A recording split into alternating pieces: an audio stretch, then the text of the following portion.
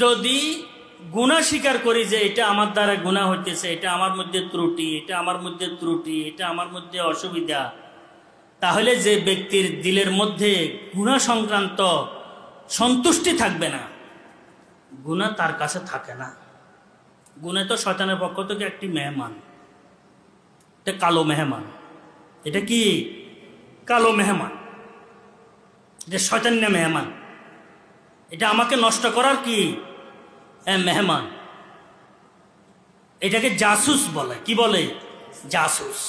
সে আসি মেহমানের শুরুতে আসি আমাকে ধ্বংস করার লাই, আমার ঘর ধ্বংস করার লাই। এটা দেশীয় সিআইডি না, বাইরের সিআইডি। কথা বুঝছেন? বাহিরের রাষ্ট্রের লোকগুলা আমার পর রাষ্ট্রে আসি খুব জায়গায় জায়গায় খুব সুন্দরভাবে চলে, খুব ভালোভাবে চলে, এমন হয়। আবার এখানের কি কাজকর্ম হইতেছে এগুলা খবর পৌঁছাইতে থাকে, এবং এটার গুপ্তচর। এই গুপ্তচর, কথা বুঝছেন তো? এটাকে বাংলাতে গুপ্তচর বলে। জায়গা জায়গায় খবর পৌঁছায়, এবং এগুলাকে কিভাবে প্রতিরোধ করতে হবে এটা কি তাদেরকে বলে, কিছু এনে পরামর্শ দিয়ে মন্তব্য এনে করতে থাকে। এটাকে গুপ্তচর বলা। তো আমাদের যে গুণাগুলা আছে, গুণাগুলা হচ্ছে গুপ্তচর। দোস্তের লেবাসে আমাদের বিষয়গুলোকে নষ্ট করার জন্য আমাদের কাছে এই গুপ্তচর সব সময় লাগাই আছে, একদম বন্ধু সুলভ আচরণের মাধ্যমে গুপ্তচর। তো গুনাহের যে বিষয়গুলো আছে এগুলা শয়তানের পক্ষ থেকে।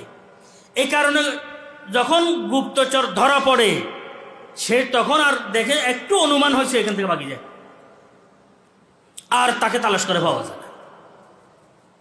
এখন যদি একটু আলোচনা হয় যে এটা তো আসলে লাগে যে বাহিরের থেকে গুপ্তচর না, এটা তো আমাদের অফিসিয়াল কার্যক্রমগুলা গুপ্ত বিষয়গুলাকে বাহিরে পাচার করতেছে, এবং এগুলা ধ্বংস করার নিমিত্তে সে এখানে নিয়োজিত, আত্মনিয়োজিত।